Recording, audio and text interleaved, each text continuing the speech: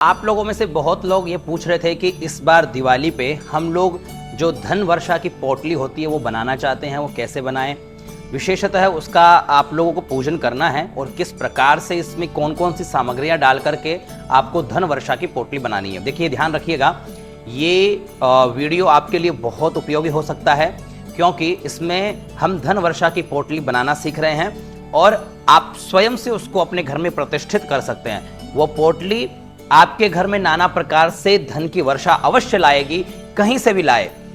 तो इसके लिए आपको करना क्या है, एक लाल कलर के मखमली कपड़े की एक छोटी सी पोटली बनवानी है आपको, ठीक है। यह बनी हुई आजकल मार्केट में भी खूब मिलती है। तो पोटली लेनी है और सामग्री में आपको क्या क्या एकत्रित करना है। आपको एक हल्दी,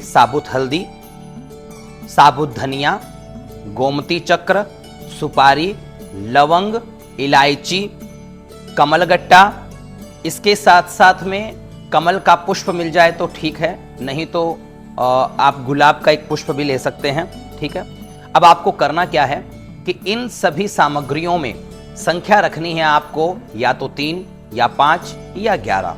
तो आपको 11-11 की संख्या में लेना है, ये ज़्यादा उत्तम रहेगा, ठीक है। तो आपको क्या करना है, सबसे पहले उस पोटली के अंदर गंध अक्षत पुष्प से आपको क्या करना है, छींटे लगा करके उस पोटली पर एक स्वस्तिक बनाना है। स्वस्तिक बनाने के बाद उस पोटली के अंदर आपको एक पुष्प, यानी आप कोई भी पुष्प ले सकते हैं। जैसे मैंने आपको बताया कि गुलाब का पुष्प भी लेंगे तो भी चलेगा। तो गुलाब का पुष्प आप अंदर रखें और फिर अब उस पुष्प के ऊपर हल्की सी रोली का छींटा दें। छींटा देने के बाद में सबसे पहले 11 गोमती चक्र वहां पर आपको स्थापित करने, यानी उस पोटली में 11 गोमती चक्र डालने।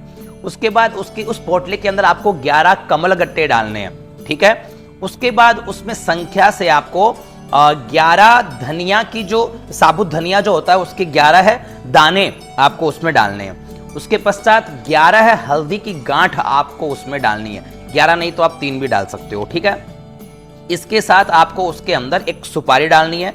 सुपारी आप 1 डालोगे तो भी चलेगी, 3 डालोगे तो भी चलेगी और 5 डालोगे तो भी चलेगा।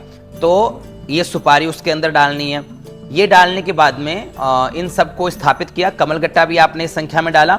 ये सब वस्तुएं डालने के पश्चात आपको उसके अंदर गंध अक्षत पुष्प से उसका पूजन करके उस पोटली को खुली हुई रखना है। कब तक? जब तक मां लक्ष्मी का पूजन संपन्न ना हो जाए तब तक, यानी पूरी दिवाली की जो रात है उस रात में वो पूरी पोटली खुली हुई रहे और मां लक्ष्मी के सामने आपको उसको स्थापित कर देना है। फिर आपको सब पूजन आदि संपन्न कर लेना है और रात्रि भर वो पोटली खुली हुई रहे और उसके सामने एक दीपक प्रज्वलित रहे।